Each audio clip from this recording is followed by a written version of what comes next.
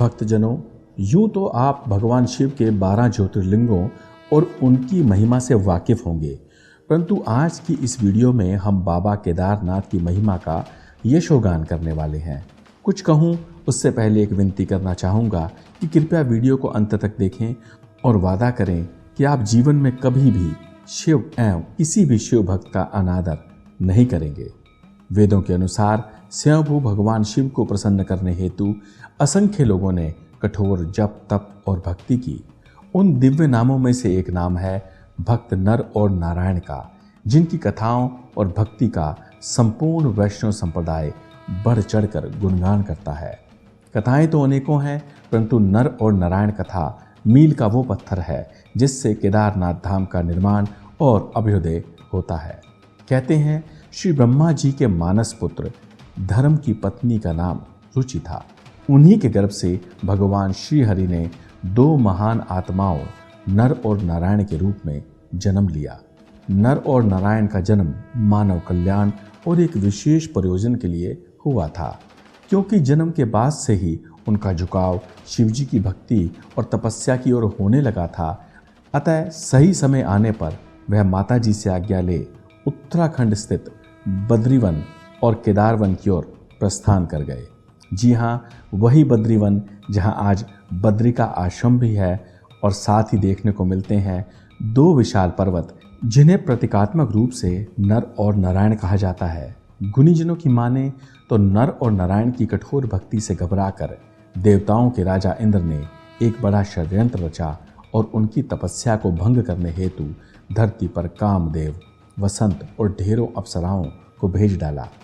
तदुपरांत उन्होंने नर और नारायण की तपस्या को भंग करने के लिए ढेरों प्रपंच रचे, परंतु वह पूर्णतः विफल रहे और नर और नारायण की तेज से घबराकर अथवा श्राप एवं दंड के भय से वे थरथर कांपने लगे, जिस पर नर और नारायण ने उन्हें अभयदान देते हुए भय से मुक्त किया, जिससे कामदेव इतने लज्जित हुए कि वह नर और नारायण से क्षमा मांग उनकी स्तुति करने लगे और बोले, प्रभु आप भगवान श्री हरि विष्णु के अवतार हैं, अतः काल पर्यंत भी हम पर अपनी कृपा दृष्टि बनाए रखिएगा।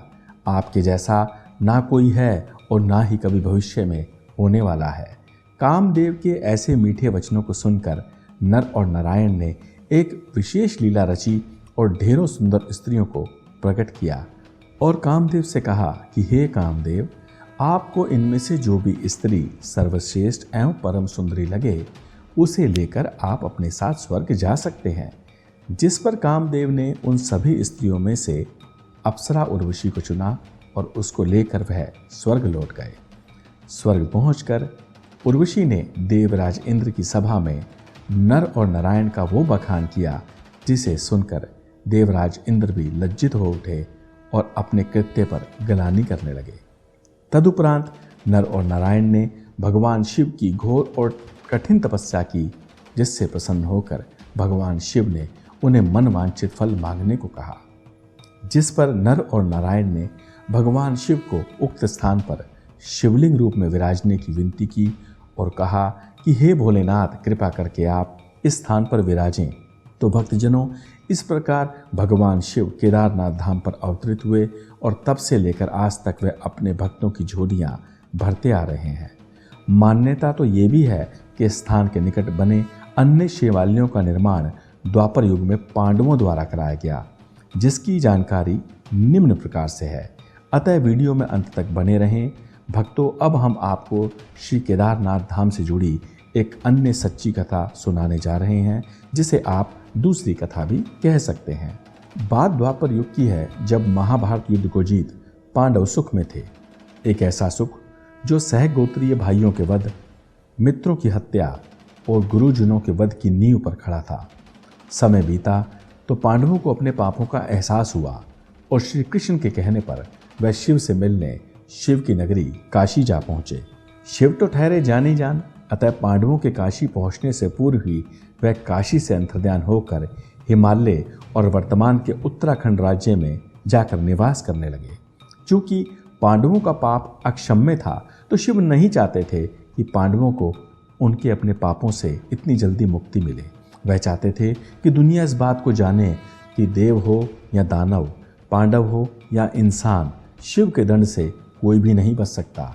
अतः भगवान शिव हिमालय में ही निवास करने लगे और जब पांडवों को शिव काशी में नहीं मिले तो वह शिव को ढूंढते ढूंढते हिमालय पर्वत श्रृंखला के उत्तराखंड धाम में जा पहुंचे, जिस पर भोलेनाथ भगवान ने वृषभ अर्थात बैल का रूप धरकर वहां विचरते अन्य वंचरों के साथ यहाँ वहां विचरने लगे। कहते हैं पांडवों ने शिव को बहुत ढूंढा, परंतु शिव तो शिव हैं, वह उन्हें आसानी से कहाँ मिलने वाले थे। अतः थक हार कर भीम ने एक युक्ति निकाली और स्यों के आकार को पर्वतों से भी विशाल बना लिया और 2 विशाल पर्वतों पर पैर टिका वह उस स्थान का गहन निरीक्षण करने लगे। भीम के विशाल और महा आकार को देखकर वहां विचरते सभी पशु पक्षी यहाँ वहां दौड़ने लगे, सिवाय एक के, जो थे वृषभ रूपी भगवान शिव। अतः भीम ने शिव को पहचान बैल के कमर वाले स्थान से कसकर उन्हें पकड़ लिया, जिस पर भगवान शिव तुरंत विलुप्त होकर मिट्टी में समा गए। भक्तजनों, अगर आप शिव की इस लीला को अच्छे से समझना चाहते हैं तो हमारी एक अन्य डेडिकेटेड वीडियो पंच केदार भगवान शिव का गुप्त अवतार अवश्य देखें। वीडियो का लिंक आपको एंड स्क्रीन और डिस्क्रिप्शन में मिल जाएगा। तो इस तरह भगवान शिव का कमर अर्थात कुबड़ वाला भाग केदारनाथ, टांगों वाला भाग टुंगनाथ, नाभि वाला भाग मध्येश्वर और केशों वाला भाग कल्पेश्वर महादेव के नाम से प्रसिद्ध हुआ। उक्त शिवालयों का निर्माण भी पांडवों द्वारा उत्तराखंड में करवाया गया है, सिवाय एक के, जिसे संसार नेपाल में स्थित पशुपतिनाथ महादेव के नाम से जानता है, जहां पर वृषभ रूपी शिव जी का मुख भाग अवतरित हुआ था। यकीन मानिए, अगर आपने हमारी उक्त पंच केदार वीडियो को नहीं देखा, जिसकी चर्चा मैंने अभी 2 मिनट पहले की है, तो मैं वादा करता हूँ आपकी जानकारी अधूरी रहने वाली है। तो कृपया प्लीज़ उस वीडियो को जाकर अवश्य देखिएगा। तो चलिए वीडियो की ओर हम वापस लौटते हैं।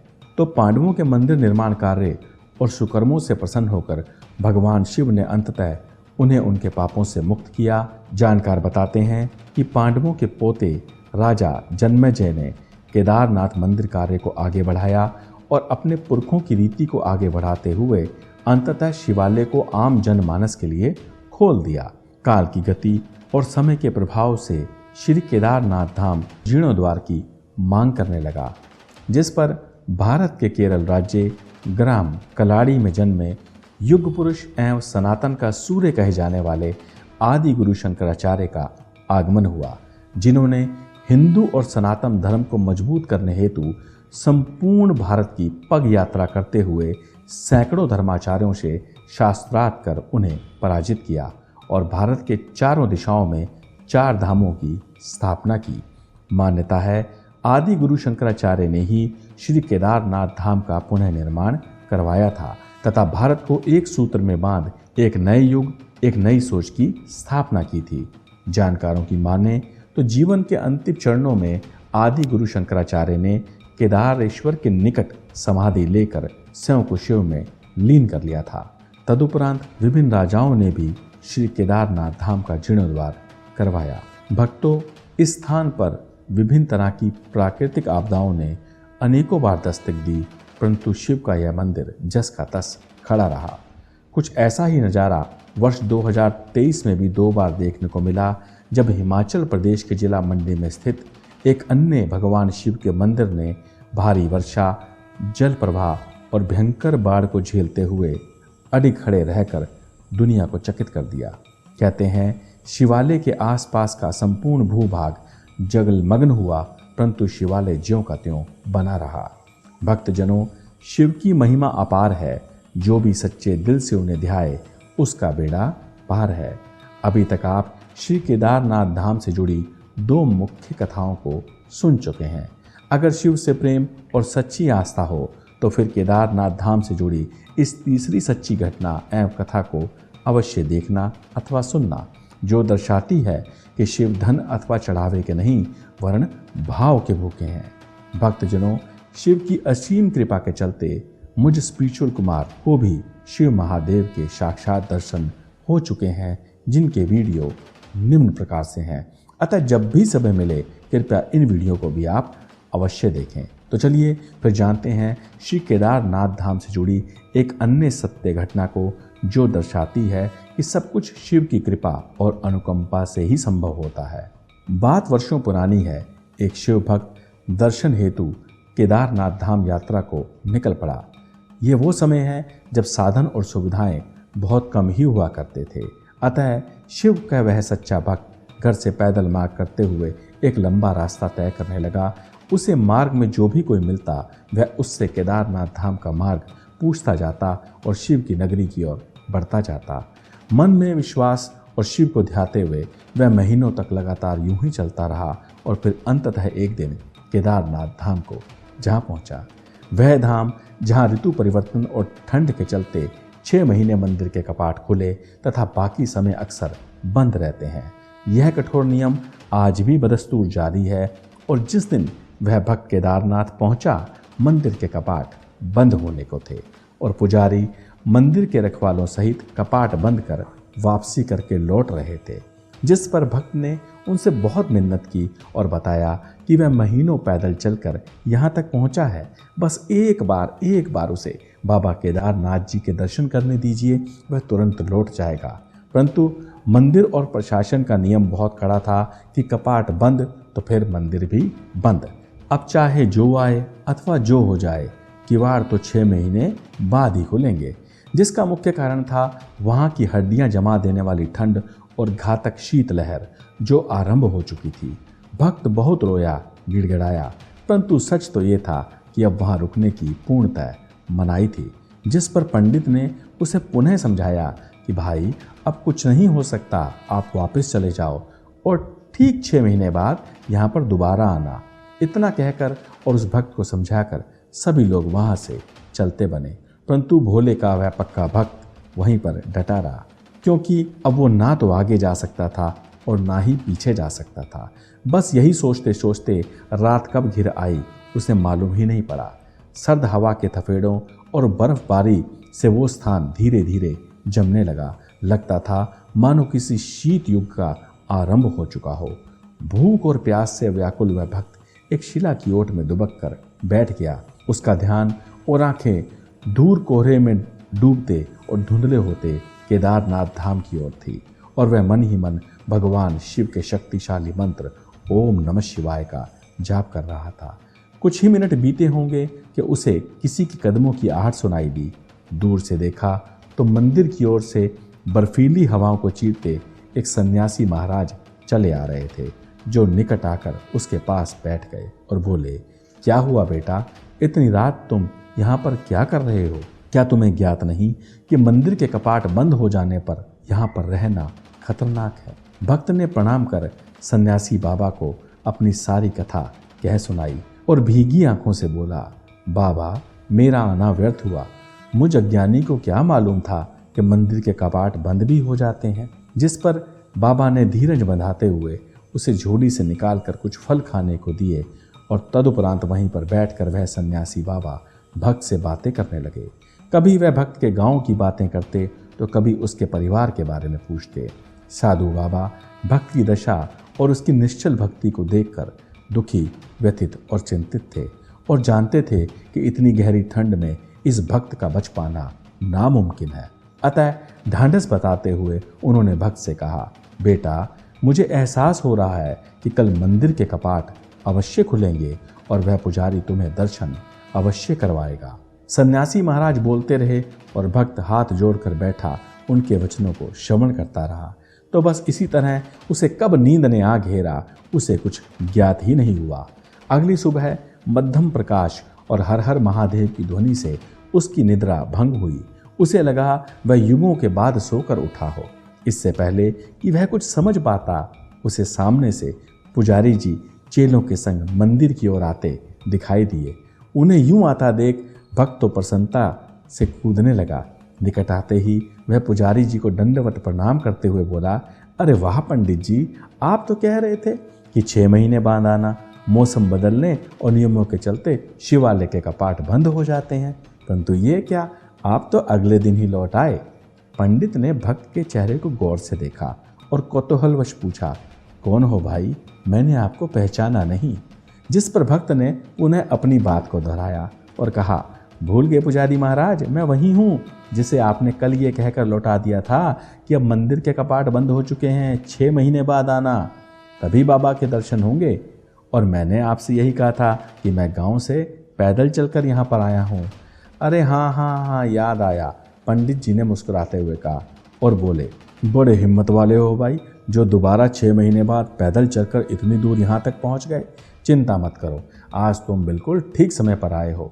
आज मंदिर के कपाट अब बस खुलने ही वाले हैं, आज सभी लोगों को दर्शन होंगे। पंडित की ऐसी बातों को सुन पहले तो भक्त थोड़ा सकपका गया, फिर बोला, अरे नहीं नहीं पंडित जी, आप ये क्या कह रहे हैं, मैं तो कल से यही हूँ, वापस गया ही नहीं। भूल गए आप, कल ही तो आप मुझसे मिले थे।